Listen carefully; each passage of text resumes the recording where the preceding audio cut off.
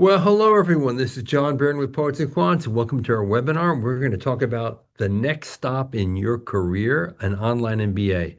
We have three great schools with three great programs. You'll find out that they're different from each other, and those differences may matter to you. We have three people from those schools who are going to tell us all we need to know and then some about their programs. From Bentley University, we have Emma Emmer, Director of Strategic Programs. From Drexel, we have Carrie Lord, the Assistant Director of Graduate Enrollment Management. And from William and Mary University, we have Haley Thompson, the Director of Marketing, Admissions, and Recruitment. Welcome all. Why don't we start with you, Emma? Since you have alliteration in your name, and alliteration starts with A. Tell us about the Bentley Online MBA program. Absolutely. And thanks, John. I'm thrilled to be here with Haley and Carrie and you. So Bentley, from the online MBA perspective, offers two kind of ways that you could engage online. The first is within our part-time MBA, you could opt to do the full program online. And on top of that, you could opt to do it in an accelerated fashion while online, which would mean you could take all of your coursework in accelerated modules that allows you to finish the MBA in about 18 months. The other way that you could take a predominantly online MBA is by opting into our professional MBA. That's a program that is for students that have about 5 years plus work experience. And the course is predominantly online with both synchronous and asynchronous weeks, meaning you log in some weeks at a specific time and learn together. Other weeks you take on your own time. But that also offers 10 on-campus residencies as part of your 2 years in the program. So while you're opting into a predominantly online program, you do have some options for in-person interaction. How long are the residencies? Great question. So the residencies within the professional MBA are weekend residencies. So you Mhm. join us, think about late on a Friday afternoon around 4 p.m., and then you stick with us until Sunday midday, so around 1. So it's more like a hybrid executive MBA program. Pretty much. However, I would say that the student is slightly earlier in their career than a traditional Mhm. executive MBA, but Yep. a little later in their career than a full-time MBA, which allows the students to really leverage the coursework immediately towards their career acceleration, is what we see. And John, what I think is particularly interesting about those residencies, much like some others that folks have, is we're very, very focused on community building during those. So while you're in very long days of academic coursework and really immersive days, you also have a lot of opportunity to connect with the broader Bentley community and your cohort and focus on things like cultural experiences, team building, and things like that. Great. So, Carrie, give us the lowdown on the LeBeau College of Business, Drexel University online MBA. Absolutely. Thank you. So, as Emma mentioned, we do have several different options for MBA. We have our traditional accelerated full-time MBA that's in person. We do have a part-time hybrid option, which offers the part-time evenings face-to-face, but also virtual options as well. We do have an executive MBA, but today we're going to talk about our fully online MBA program. So the primary format of that is asynchronous format, which really is going to give that full flexibility, but it's designed for working professionals who's really seeking that flexibility without really compromising the academic rigor or the career and networking opportunities. So usually the online MBA program can be completed in as little as 18 months, up to about 5 years, depending on what the student's pace really wants to be. But the average time is really about 2 years. Our curriculum is about 48 quarter credits because we're currently on a quarter system, which is slightly different than 2 semesters. But we do have 12 different customizable concentrations. things like business analytics and finance and marketing, project management. We just added applied AI, and we do have over 60 graduate minors, so they're able to do that as well. And really, within our DNA here at Drexel is experiential learning. So our online MBA students still get that opportunity, and they won't be able to they won't have to miss out on those experiential learning components. And this can be through simulations, portfolio projects. We do have optional residencies as well. That's usually, like Emma was mentioning, taking our 10-week quarter and condensing it into a weekend. Those can be in person if a student is local, or fully online if they need it to be. And then we do have our a lot of career services, which we'll talk about, and dual degree options as well. Now, Carrie, you dropped a word in your sort of conversation there that may be mysterious to some people, but anyone in the Experiential online learning. world, yes, should know what these words are: asynchronous and synchronous. Now, Ah, yes. define them for me. Yes, of course. So asynchronous format means that there's not a designated time for that particular class. So it means that all of the assignments, the lectures, group projects, and things like that will be able to be accessed at your own pace, which is really helpful for folks that may have a very busy work life, professional life, even personal life. And then the synchronous format would be if a student is taking a course that is online, but there is a designated time for that class. Some of these courses are available in the online MBA program. So that means that, the professor or instructor is meeting at a designated time. You still get that interaction with your classmates, but everything is virtual and available in your own home. Yeah, that's great. And so some people may actually prefer a program to be entirely asynchronous. Some people may like a mix. Uh, Correct. Most MBA online programs do have something of a mix on these two, and the percentage breakdowns may matter to you, and we'll get into that. Haley, give us the lowdown on William and Mary's online MBA. Sure, sure. So when we talk about that kind of spectrum of synchronous to asynchronous, we're definitely a little bit more on the asynchronous side. It's an entirely working professional program. I'd say just about everybody in it is working full time. You take one course at a time, which I'll tell you, I'm an alum of the program and I found really wonderful. Just kind of one set of deadlines, one professor, one group that you're working with, right? So we really, in building this program, we're in our 10th year now, and we're always kind of going into it with the idea of how do we take the most sort of decision making and stress off of the student's plate and help lay out a really kind of lockstep format for them so that they can say, hey, during the day, I've got to do my, 40-hour plus a week job. I might have, kids, got to take care of at the same time, and then still find the mental capacity to log on and learn at night, right? And on the weekends. So we typically see people graduate in about 2 years. We don't often see people go off sync. It's pretty lockstep, like I said, which really I think adds to the cohort nature, right? We smaller cohorts, we're looking at anywhere from 30 to 60, depending on the time of the year. Obviously fall's a little bigger than summer, let's say. But you're pretty much with a lot of the same people the whole way through. So the connections that you make with people are really wonderful. What you'd expect more of a in-person program, which I'll tell you is a really wonderful takeaway. We also, like Carrie mentioned, have a whole slew of, specializations you can work with. The hot one right now is obviously, leadership in the age of AI. I keep seeing more and more applications coming through for that one, which is great. We also offer a residency during the program. You're only required to take it once. It's a weekend on campus in Williamsburg. And then you can take it as many times as you want. But there's always sort of a special topic. You're there sort of conference style to learn and network with people, which is really wonderful. And it's the second oldest university in the country. So tons of really fun traditions and things you get to engage with while you're on campus. And everyone But should yeah. know your most famous alum is Thomas Jefferson. Yes. It's funny. I usually get John Stewart, but yes, also.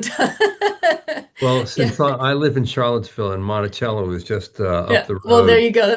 you know. So, Absolutely.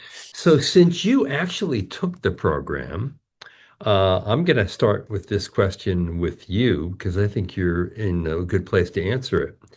Some people out there may be saying, oh my God, my job is incredibly demanding. I have kids, I'm married, my personal life is really busy. How in the world will I be able to fit in now this academic piece into my professional life and my personal life without going insane? How did you do it? Yeah, absolutely. I mean, I'll tell you, at the time I enrolled in the program, I had a big corporate job. My kid was 18 months at that time. Wow. We didn't have family in the area to, really help with anything. And my husband was also he was at U of I, in their online MBA program at the same time. So Oh my to your God, point, it was a really? lot. It was a lot. But the way I describe it to people is, nobody's gonna tell you this is an easy thing to undertake, but I think that I know William Mary and plenty of other schools I chat with, work to make it manageable. And I think that's a really good, word to keep in mind. We talk a lot about work-life balance, and sometimes, especially if you're about to embark on this journey, right? It's going to feel a little more like work, but that balance will eventually shift back, right? It's really just trying to time block. Being honest with your employer, saying, "Hey, I'm looking at this." Even if it's not the kind of situation, sometimes people say, "Hey, they gave me hours to work during the workday on school." That's wonderful if you get it. If you don't, just kind of, being honest with them, saying, there might be times I can't work late, right? Because I have school and it's going to benefit the company in the end, right? That you have this great, degree and all the things you learn. So, um, that really helped me. My employer at the time was like, this is really wonderful. And I was bringing back, I think, one of the panelists mentioned, that you're able to apply this stuff in real time because you're in a Right. professional, program in tandem with your career. So they get a great benefit from it. Be honest with them, right? And upfront and make sure they understand what you're undertaking. I think that's the biggest, piece of advice I could give anybody. And then two, kind of leaning on your network, right? Your family, your friends, where you can, and saying, sometimes you'd be shocked, I think, too, the way that people come through to support Yeah. when you're a student in one of these programs, whether it's dropping off dinner or if you're, a working parent like I was, hey, let me take your kid to the playground so you can have a couple hours of just focused study time, right? Like, I think that was a really wonderful surprise, kind of tangential to this of like how people Okay, so come through and Haley, be support. honest. Did you ever have a meltdown during the A program? lot, a lot. And you know what? I tell you what, you go into it and you just say it's going to happen and you just let yourself have the moment, let it wash over you. And then honestly, a lot of my cohort mates and I would you'd sometimes join office hours or a group meeting with a glass of wine, and say, this is how we're gonna get through tonight, but Glass of wine helps.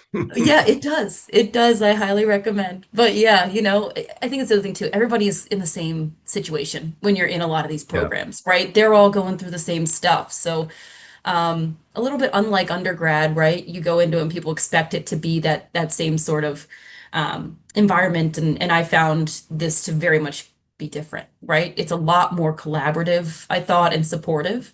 Not as much competition as I would have expected. It was a lot more, if somebody had a busy week at work, hey, I'll handle a little more of the group project this week, and next week you can kind of help step up a little bit more when things slow down, right? There was a lot of that give and take because everybody's going through it and understands. I think that's a natural segue to another question about a reservation that many people may have about an online MBA program. They may go into it thinking that, okay, look, I like the flexibility. I don't want to leave my job. But maybe I have to sacrifice on that bonding experience that I would otherwise get in an in-person program. But the fact that you're all going through this together, the fact that it's rigorous, the fact that there's a lot of teamwork involved may actually result in far more bonding than you would ever expect with your classmates and your faculty. Emma, you want to talk a little bit about that? Yeah, absolutely. I think that's right on, John. Something we think about a lot when thinking about our online programs, both just the part-time program that you can do online, which is you can do it on your own schedule, versus the professional MBA, which is a cohort-defined program, is we see our programs as being part-time programs with full-time benefits. And those full-time benefits are those connections you're building by virtue of the way that we're teaching. And as you said, John and Haley, you pointed to this so beautifully. The way that business education is often taught, or at least here at Bentley, it's very much a focus, is very different than undergraduate education typically. It's a very hands-on applied experience, which allows you to bring more of yourself into a classroom, which often creates bonds across people. It allows you to apply what you're doing to different business problems, which again, I think creates bonds across people. And so at least here at Bentley, and I'm seeing lots of nodding on the call, there's a huge focus on creating cohort cohesion so that because that's a huge benefit of doing a MBA program. And we certainly don't see this as a check the box experience. I'm just going to do my coursework. I'm going to walk away with academic knowledge. Yes, of course you will, but you're also walking away with that network. And I will say very specifically within the professional MBA program, that is that predominantly online program with some residencies, we really make sure that you're spending your time on campus in ways that are really purposefully designed to increase that bonding. And in fact, with our cohort that's going through it right now, they only started it in August, and I just saw them in October for their residency. And already we had one student sharing that he wanted to switch into a different field, and another one raising her hand and immediately connecting him to the people at her company so that he could do the right networking for a totally different space. And so it's those bonds that form really quickly for all the reasons, John, you were pointing to, the Yeah. rigor, the intensiveness, the purposefully built projects that allow for you to create that level of connection. So, Carrie, how does Drexel create that sense of community in an online environment? Absolutely. So I think one of the things that our students often say is,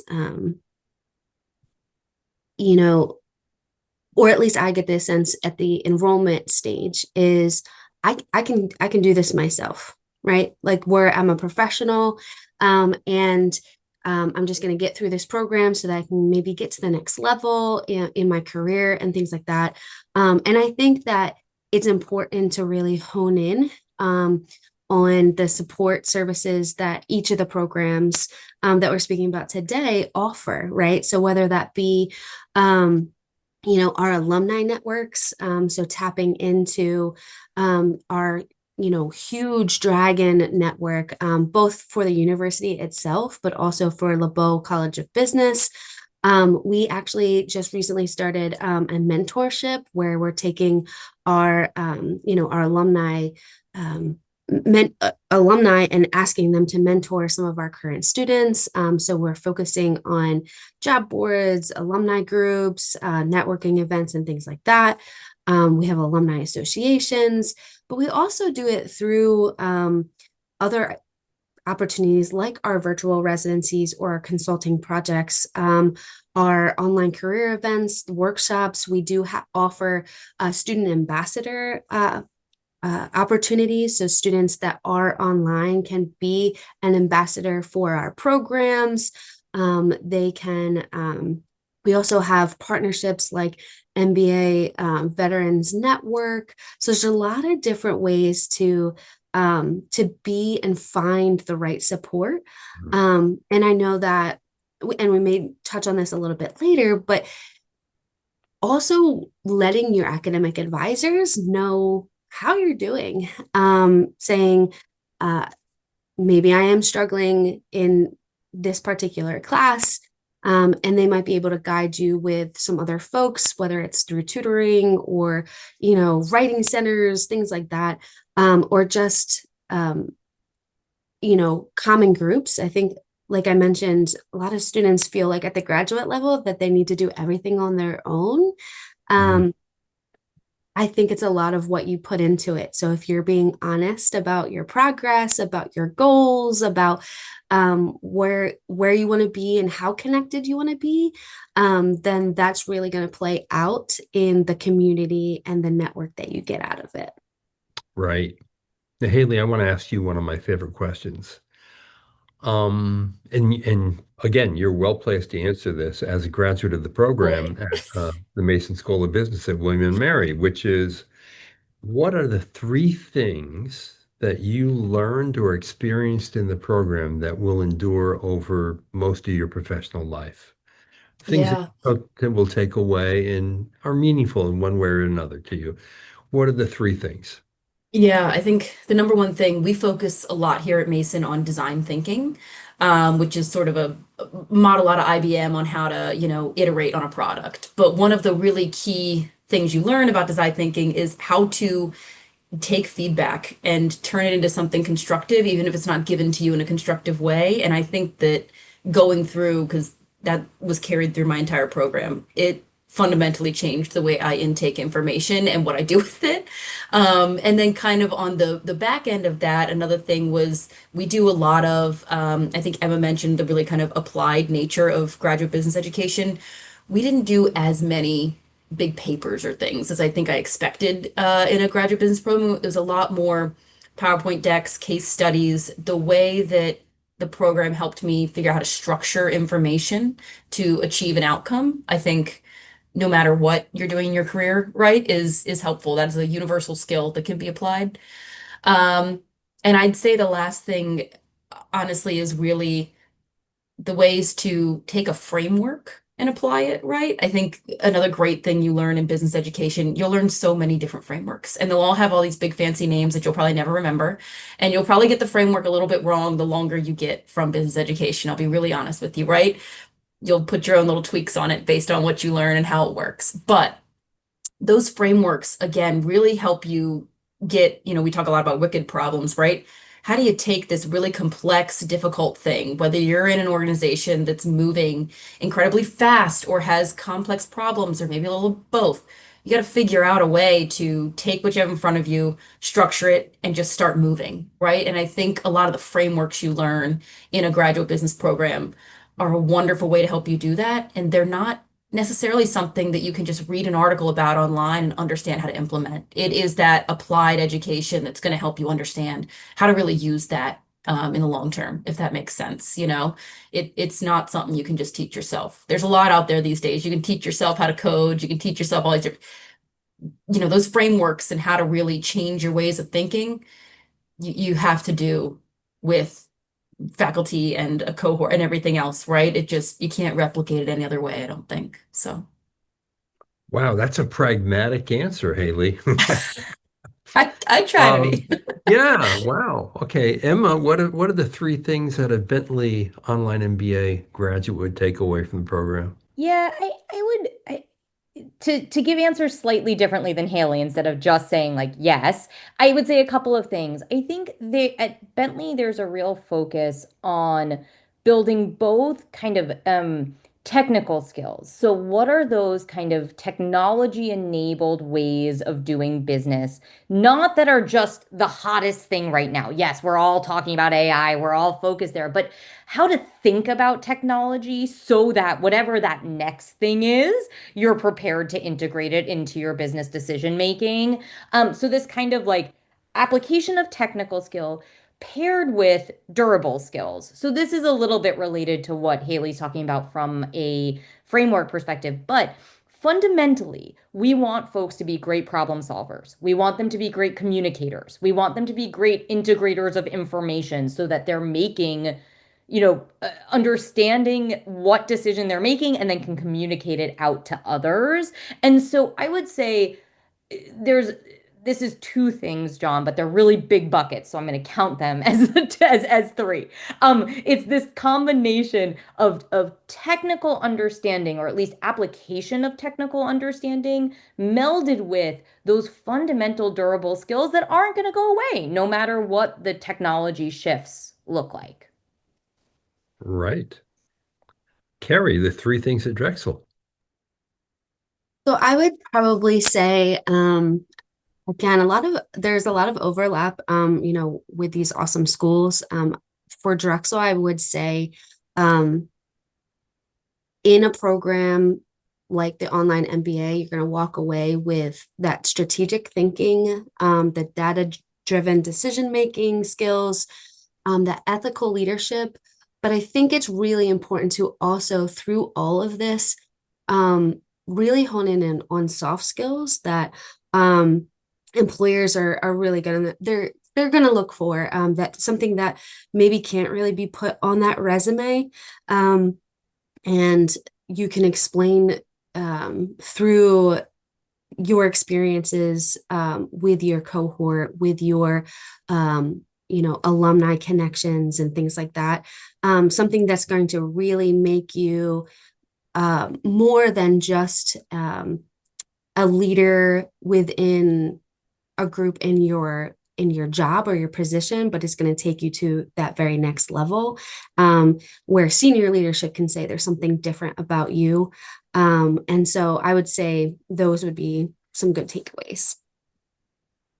Yeah, this is interesting because usually the answer to that question is, oh, I did a global immersion in Hong Kong.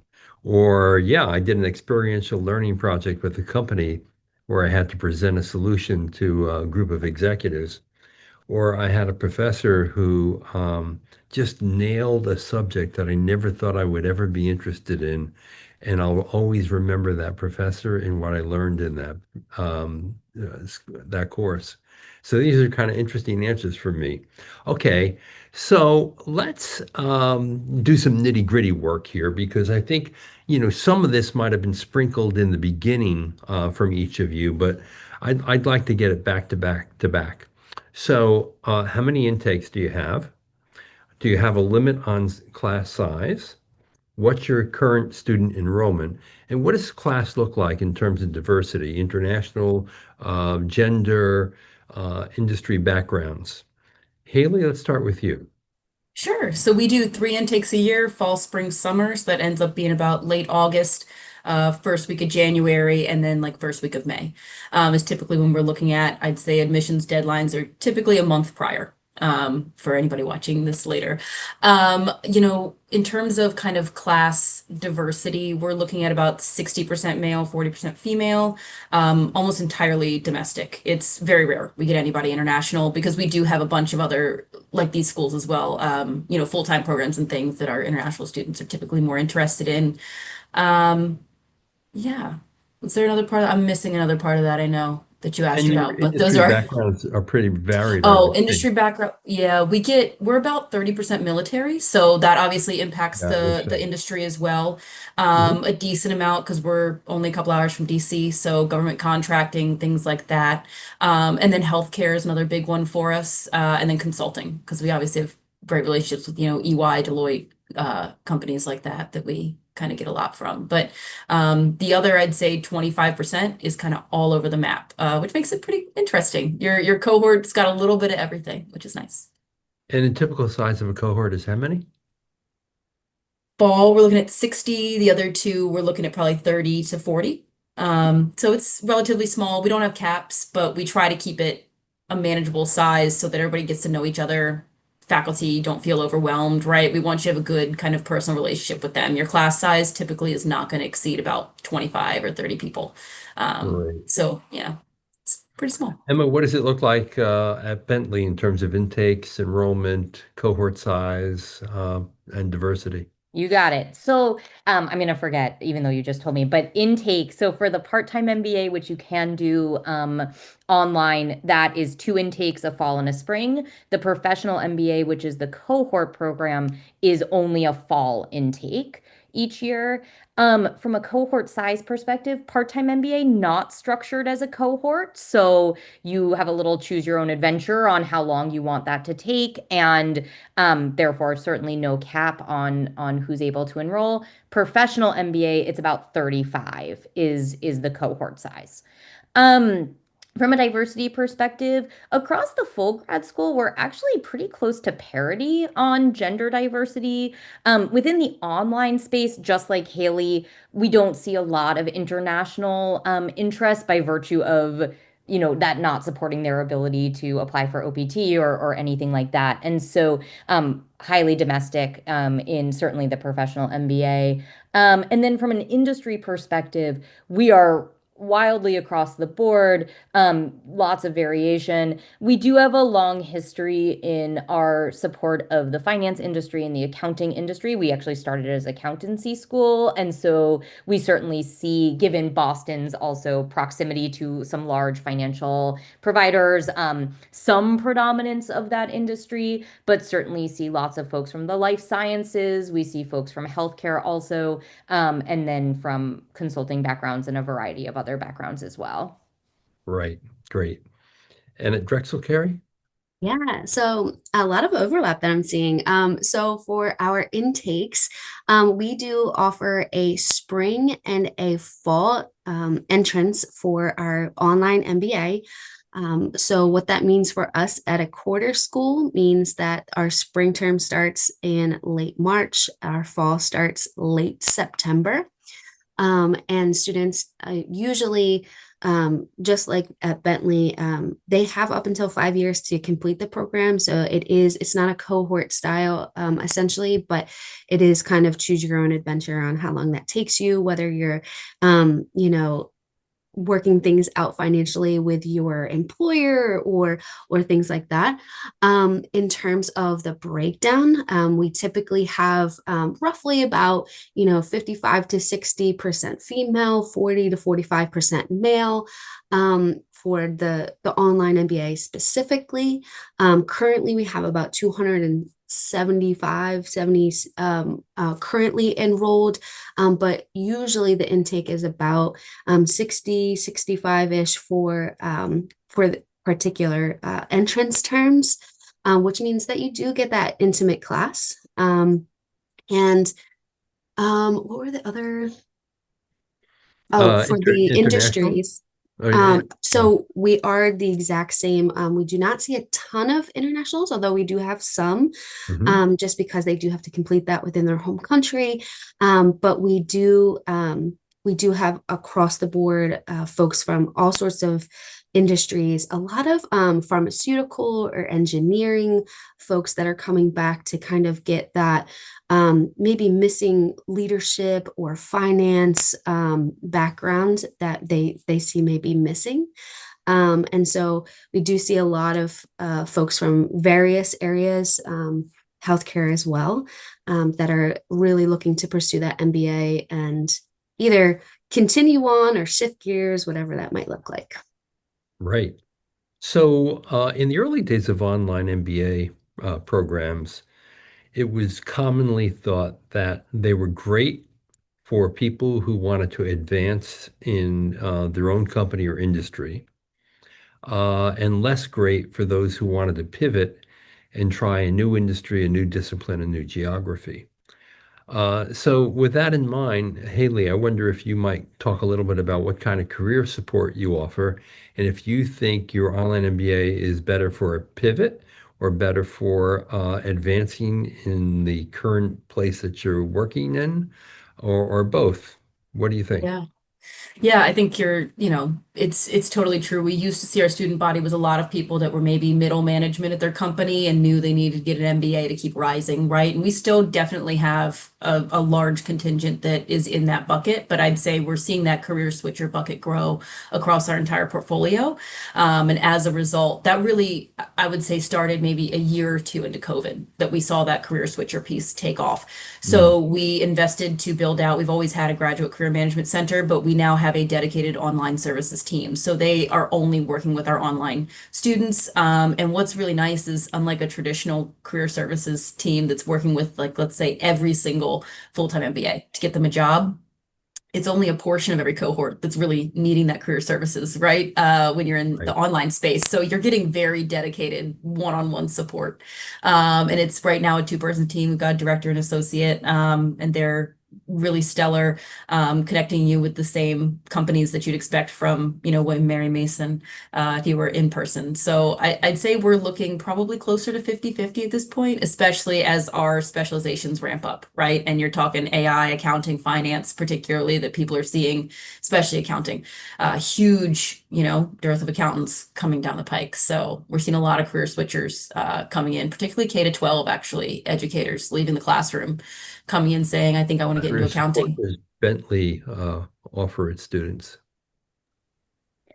Oh, so similar to Haley, one thing that I heard her say that is related is this idea that even if you're an online student, you're receiving the same benefit as you would if you're in person. And so our career services team is supporting all of our students, our career development office.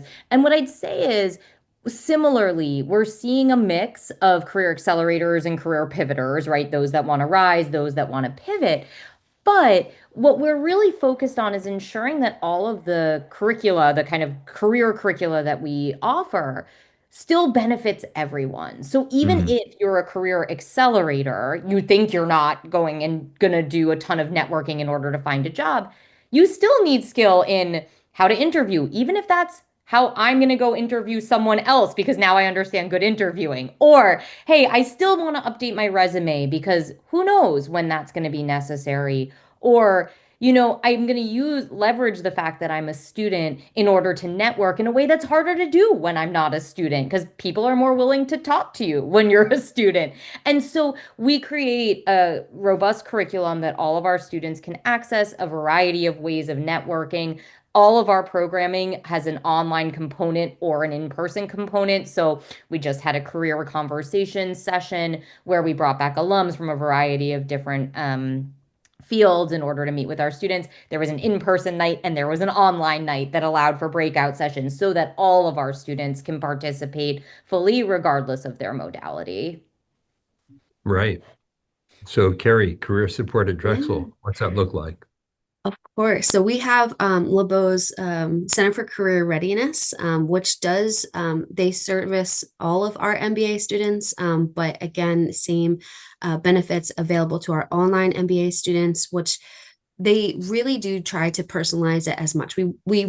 You understand that you can get an MBA at a lot of different great institutions, but we want to make sure it means something to you. So this means like one-on-one career coaching, resume and LinkedIn reviews, job search strategies, mock interviews.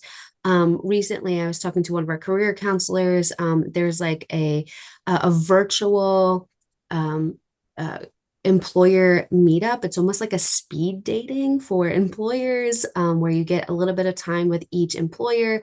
And I think a lot of the concern on online MBA is that you wouldn't get that type of network or FaceTime with employers. And it's absolutely available virtually at Drexel. So, and again, I can't stress enough the importance of the global alumni network that we have, the Dragon Network, and how you'll be able to access all of that as an online student. So it's super helpful, just getting you plugged in. And just another plug for the mentorship program. I think our students, when we first started out with the mentorship program, um, it was a smaller one, and now we've kind of maxed out of almost 150 students taking advantage of that. And so I think people really do see the value in connecting one-on-one with our alumni. So I think those are some really great aspects to our career center. Yeah, which gets me to the point about networking because, a lot of people who go into MBA programs believe that one of the real values of the degree and the experience is the network you graduate into and how supportive that network will be throughout your career. Um, so, Carrie, you mentioned how, an online student can connect with alums. What else does the school do to nurture that networking aspect of the education and the experience? Yeah. Again, just our team is constantly looking for different ways to have employers that meet one-on-one with students. We'll have different professional development workshops. We have employer networking nights, so a little bit different than like sort of the speed dating aspect, but just letting folks know what employers are actually looking for right now, because I know the job market is always up and down, right? And so aside from some of those, you know, different online and virtual networking events, you do have the availability to meet one-on-one with your counselor. Just like Haley mentioned, we're trying to make this really an individualized experience for each student online, because we know that there's some type of stigma as an online student that makes it feel like you're not going to get that attention. We've just sort of revamped the career services here at LeBeau. And so that's where we have our Center for Career Readiness. Great. Emma, how do you nurture networking at Bentley? So I would define kind of networking and community building at Bentley really broadly, right? There's a part of it that's about employers and creating space where Right. you can network for your career.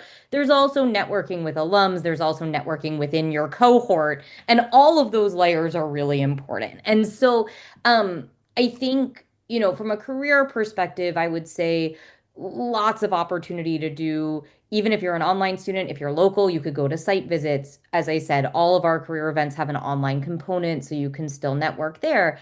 I would argue, though, one of the kind of more differentiating features is just how connected our alumni network is to our students and how willing they are, regardless of, I mean, they don't know, are you an online student? Are you an in-person student? They are to connect. And so they have huge desire to connect with our students. We bring them in for our students. So lots of opportunities kind of either on campus or online to interact with alums, but also we do a lot of training in how to reach out to alums in order to get the best response, in order to create those connections. And then from a student to student perspective, as I mentioned, in both of our programs, the professional MBA or the part-time MBA taken online, you most students don't take that entirely asynchronously, right? The kind of do your modules on your own time. You can, but most of our students have those live online classes in a classroom with other students that allows that classroom networking, but from your own home, which I think still creates a real depth of connection so that you can leverage it for future needs. Great. Haley, do you feel part of a network now that you're an MBA grad? Yeah, absolutely. I think one of the most impressive things, I went to undergrad at a very large sports school, and you expect those kind of schools with high affinity, right, to really be connected, and they are. But William Mary was such a different, I think, you mentioned it earlier, John, the rigor at a lot of the schools like Mhm. we're speaking with today, it creates a different kind of bond, right? So once you sort of, it gives you almost a credential of like and validation of you made it through, I know you're great. Right. So when you're reaching out to these alumni, it's a little different than usually you would, reach out to someone. We actually recently at the Center for William Mary across the university invested in a digital platform that we worked with UCLA and a couple other schools on best practices on how to connect a really widely dispersed alumni network, right? And we knew that William Mary alumni, no matter what their major was, when they were here, they go to do impressive things. So we've got a whole new thing called One Network. You can Google it. Anybody can kind of take a look, peek around in it. But you get added to that pretty much as soon as you're a student with us. So you can start engaging with it while you're in the program. And what it does is when you sign up, you kind of elect to say, hey, I'm willing to help, or I'm seeking help, or I'll give you a career connection or referral at my company. And we find that really helps with establishing those sort of warm leads, right? And getting that door open for you. So it's not just a cold outreach on LinkedIn. It's this person already elected to say, I'm willing to help you. And we find that facilitates those connections so much better than just, hey, here's some templates on how to reach out to people, right? Like, good luck, right? We wanted to sort of take some of the stigma and the hard part away, and facilitate that from day one. And you have access to that kind of forever, right? So even when you're no longer a student here, you can keep leveraging it. So we're all feeling the uncertainty in the economy. Um, it's pretty obvious. I think layoffs in October, for example, reached the highest level in for a month in 22 years. Is this a good time to go and get an MBA? Haley, why don't we start with you? I think it's kind of like having your, investments, right? The worst time to get rid of them is when they're at the bottom. And I think education's almost the opposite. When things are at the bottom, you can educate yourself and prepare for when it's inevitably going to come back up, right? And I think that's really what we're seeing now when I'm interviewing people and talking with them is they're like, I know that this can't go on forever. At some point, the labor market's going to get better, and I want to be prepared for when it does. So, you look at these online MBA programs, and I think a couple people today mentioned the accelerated options, right? You can really Mhm. prepare yourself now for when this starts to rebound. Because like you said, there's no denying what we're looking at. But there's no better time to start than now, because you want to be ready when it does happen. True. Emma, your perspective on an online MBA right now, given the uncertain economy? Yeah, I mean, I think similar to Haley, what I'm noticing, right?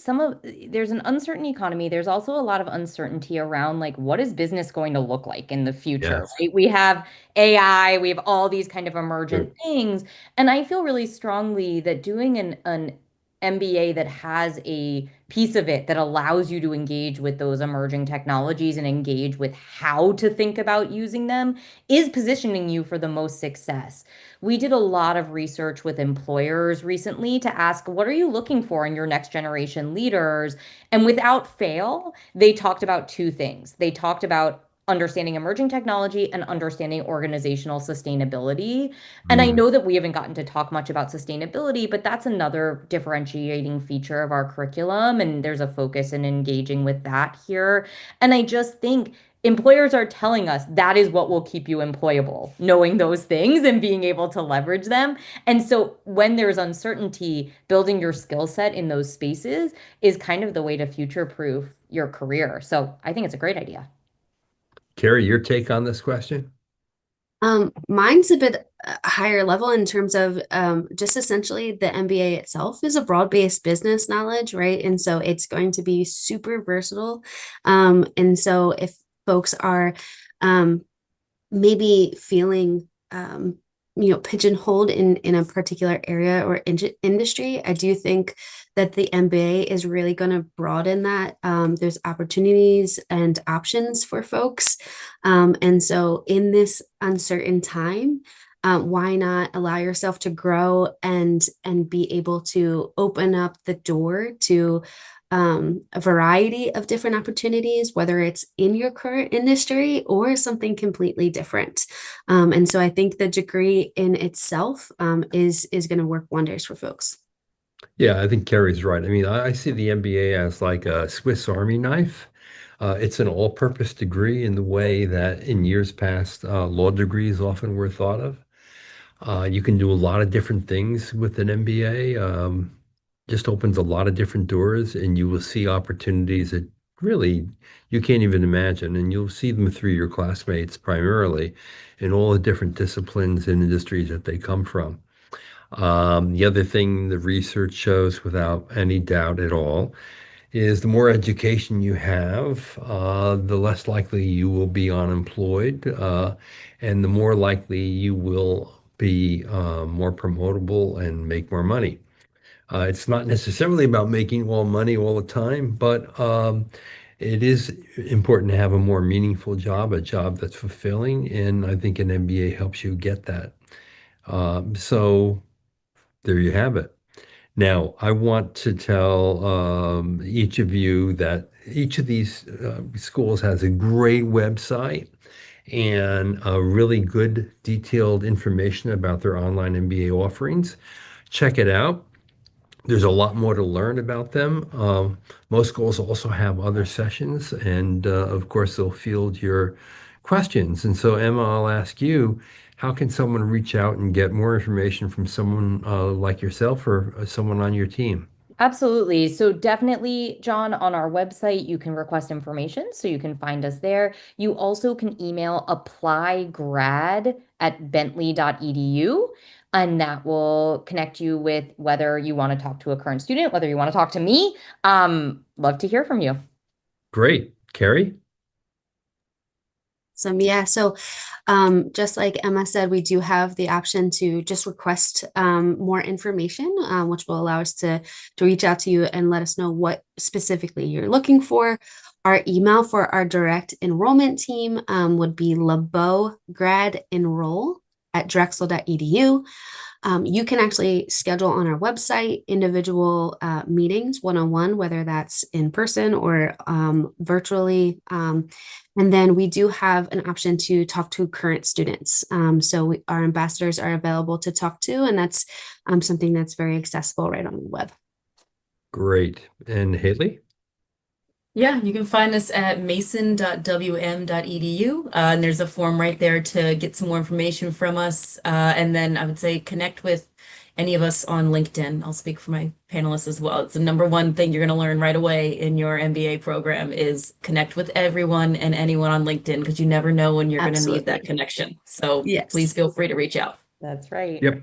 So true. And another thing to do is you can contact Carrie, Haley, and Emma, and even ask for a current student or an alumni to speak to, which will give you another little inside knowledge about the program, what you can expect, how you can balance your professional, your personal, and your academic life, and have fewer meltdown moments than Haley obviously had. Meantime, let me thank each and every one of you for participating here. I think we learned a lot about your programs. More importantly, we learned a lot about the benefits of an online MBA, the flexibility of it, how you can apply the learning immediately, how you can stretch it out, do it in an accelerated fashion, the kinds of people you'll be studying with. Makes me want to enroll right now. So Haley, Carrie, and Emma, thank you so much.